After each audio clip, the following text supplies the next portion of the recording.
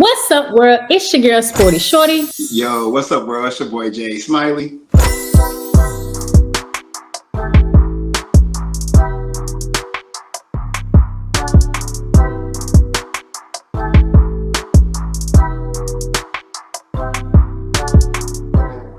Happy New Year, you all. 2025 is here. We are back and we are kicking it off with a bang. Before I start, I do want to shout out my guy, Jordan Anderson, for sending me some merch. Sincerely yours. I will be linking it down below so you all can go out and get yours today. But before we get into the video, make sure you comment, like, and subscribe. Smiley, what we talking about today? It's only right that we talk about them, about the Ohio State Buckeyes. We played against Texas yesterday. It was definitely a battle for sure. I'm really, really excited to talk about it. I'm really excited to give my perspective on it as a true diehard Ohio State Buckeyes fan. Born and raised in Columbus, Ohio, so I definitely bleed scarlet and gray. So, as y'all see, Ohio State fans are long-winded. So without further ado, let's get into the video.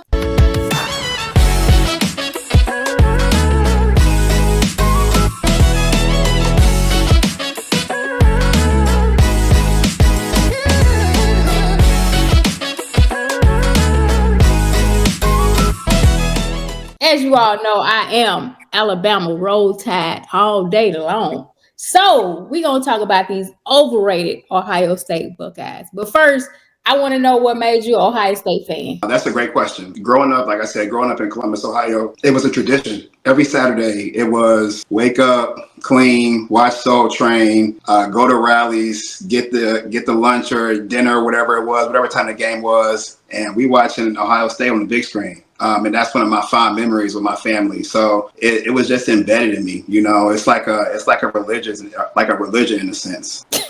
Saturdays in Columbus are Buckeye. All you see is scarlet and gray. So it's in my heart. Not gonna lie to you, it's in my heart. I feel you. Now you got an excuse because you from there. For the rest of y'all bandwagon Ohio State fans, I mean, I don't understand it. I don't get it. But we're gonna talk about it. So we just gonna get straight to the nitty gritty. This is my problem. I feel like the Big Ten conference is a Rudy Poo conference. I feel like it's not tough at all. Y'all don't play anybody. The hardest opponent y'all have is Michigan. Would you agree, or would you say y'all conference all right? I would say the Big Ten conference is on the upward trend of becoming one of the more powerhouse football conferences for sure. I will say in past years, I've personally felt that the Big Ten Conference, was lopsided between the Eastern Conference and Eastern Division, Western Division. I just always felt like it was always lopsided, and it always came down to that Ohio State-Michigan game on who was going to be playing for the Big Ten championship against Nebraska or Iowa or Northwestern or somebody. So from that standpoint, yes, in past years, I've always felt that it was always lopsided. I've also felt like the Big Ten always got robbed when it came to bowl games in past years. But no, we are definitely on an upward trend of becoming one of the more powerhouse football conferences with Ohio State, Michigan. You got Penn State.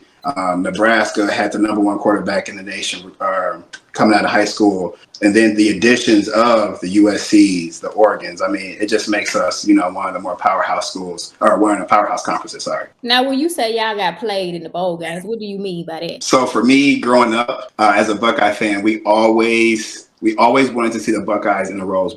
Back when bowl games truly meant something, it was six bowl games, if that, maybe 7. And they were all like, you didn't have the GoDaddy Bowl, you didn't have the Taco Bell Bowl, you didn't have the Walk Your Dog Bowl. It wasn't none of that. So growing up in Columbus, we always wanted to see the Buckeyes in the Rose. We hardly played in the Rose Bowl. Hardly. Growing up, I can't tell you how many times we played in the Rose Bowl that I truly remember. So that's what I mean as far as we always got played in the bowl. See, my thing is with Ohio State, every year y'all come out claiming to be the best team in the nation, but y'all don't play anybody. So, I got a lot of Ohio State fans coming at me right now because I said y'all the most overrated team in college football. I feel like when y'all play SEC, y'all get exposed. So the ranking is 1-13. It's 2-13 now. I have to disagree. Ohio State, and this is a fact, Ohio State has the greatest football program in history. That is a known fact. By who? Football is just a known fact. You can look it up. You can Google it. the record for SEC when y'all play SEC is 2-13 currently. So y'all won 2 games when y'all played the SEC and lost 13. So guess what? No, I don't believe that. Let's not forget.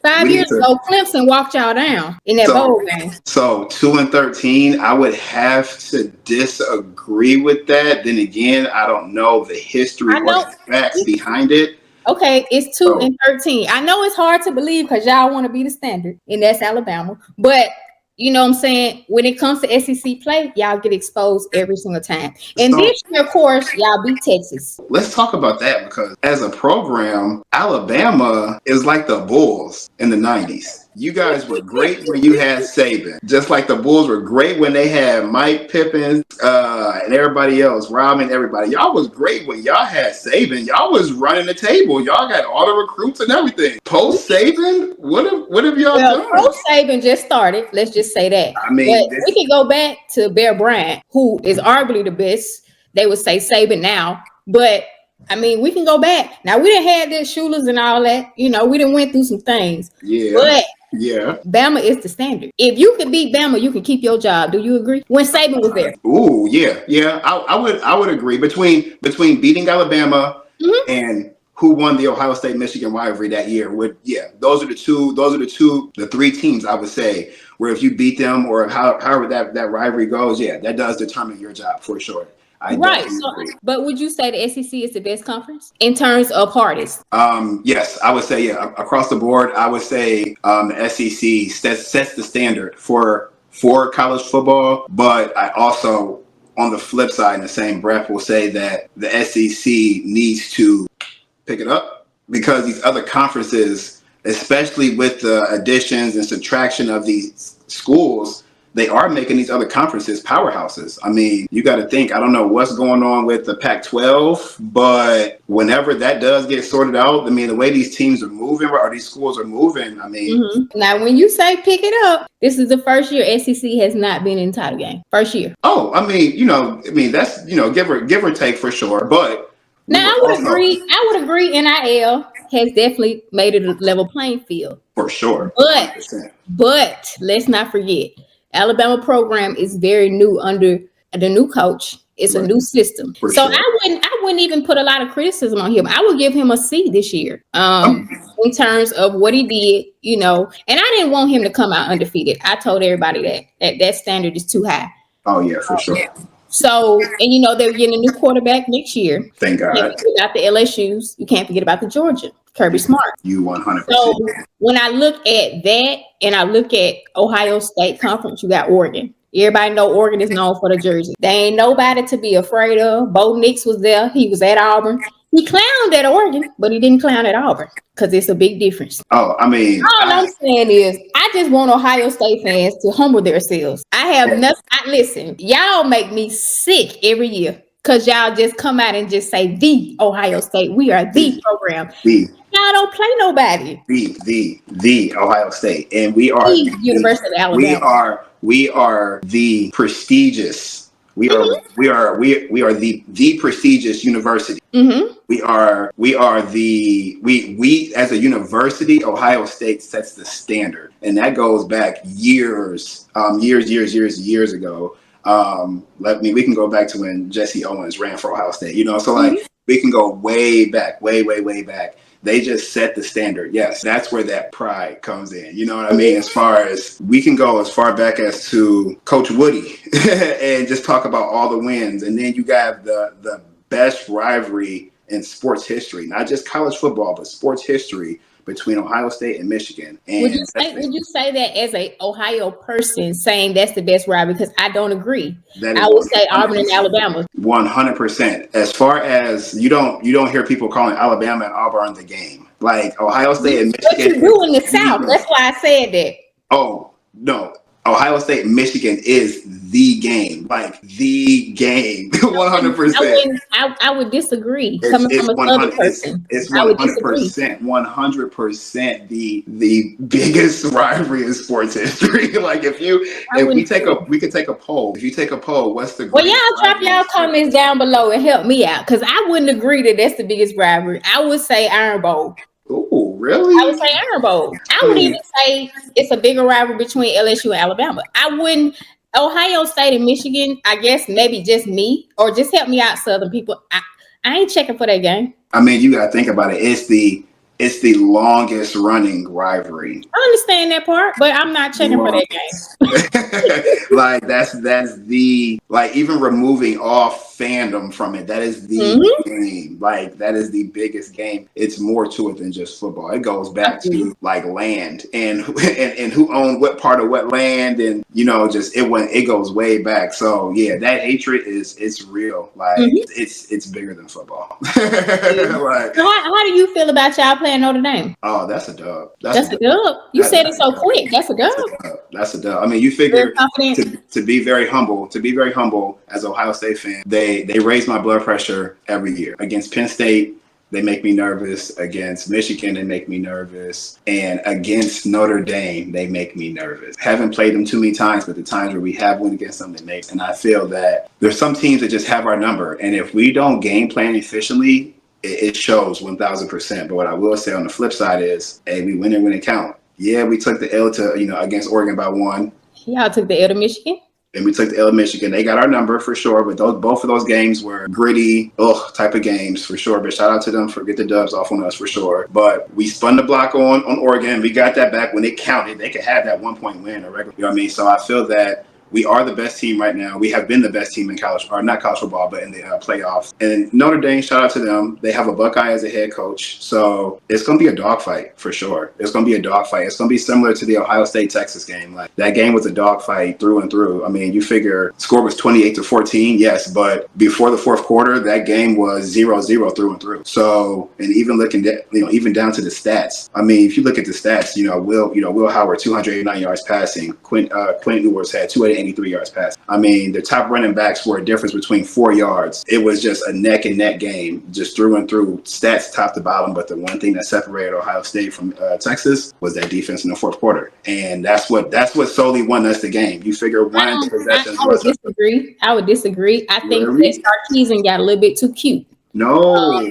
1 yard separated y'all from losing and winning that game. 1 yard. So? Texas was on the 1 yard line. The play that Sarkisian called, it was too cute. It was too cute. You got 4 tries to get it to the end zone, and that's what you call. I don't think it's cute. I don't think it's cute. It's too cute. Y'all couldn't stop it all night, right? With Ohio State being the big Buckeyes, y'all supposed to blow these boys out. Right. 1 yard separated that because y'all did a pickup and touchdown. 1 yard. If they would have won in that touchdown, they could have won it or they could have tied it. Simple. Yeah. It wasn't Ohio State was the better team. No, it was 100%.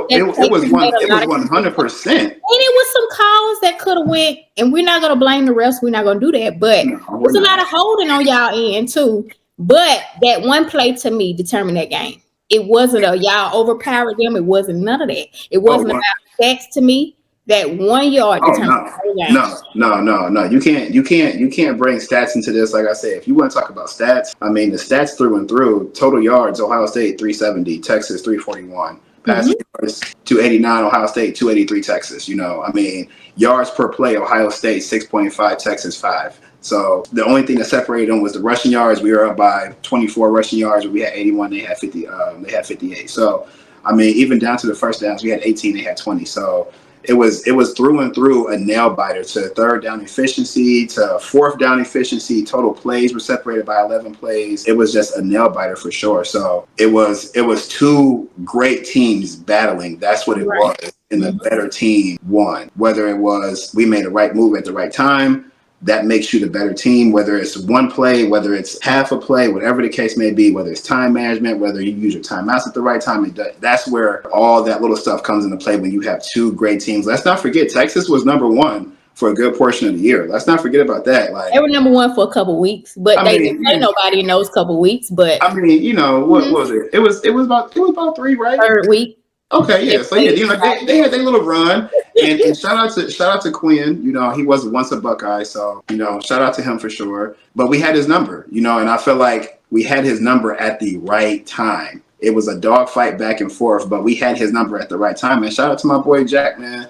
Shout out to my boy Jack Schuer, man. Number 33. That number 33 is a number that whoever wears that number, I don't know what it is, but from Laurinaitis to Seward to anybody else past them that I can't even think about right now, that number 33 just holds weight within the Buckeye defense. It came through. It came through for us. Because to your point, that was the deciding play. That was the deciding play. 100%. I watched that game the whole time. I didn't see nobody that had an advantage. I didn't see anybody.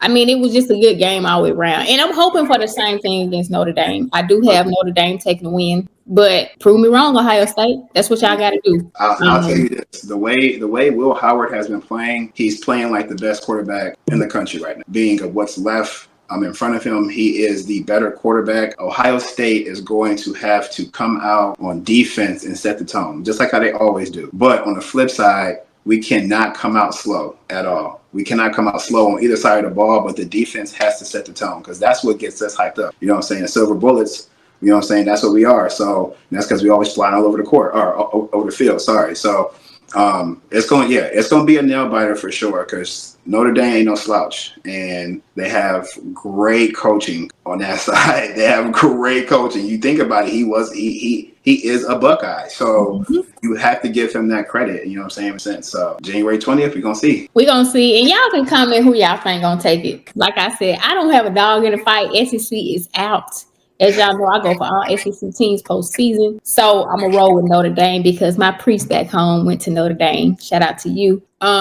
So anything you want to add, Smiley? I would say it's going to be real sweet, being that we were the first team to win the inaugural college playoff system with the 4-man team, and we're going to be the first team, the 12-man set up in this inaugural game as well. So I think for me personally, as a fan, yes, I'm claiming it. It's going to be sweet to win both of those inaugural games. But like I said, we'll see. We'll see. So we shall see. Just like you said, though, fans, everybody comment who y'all think gonna win, and we'll go ahead and see. Even let's spice it up. Throw the score in there too, which I think the score is gonna be as well. I think that'd be interesting too. So let's see who gonna win, what the score is, and who knows, might be a little treat for somebody who gets it right.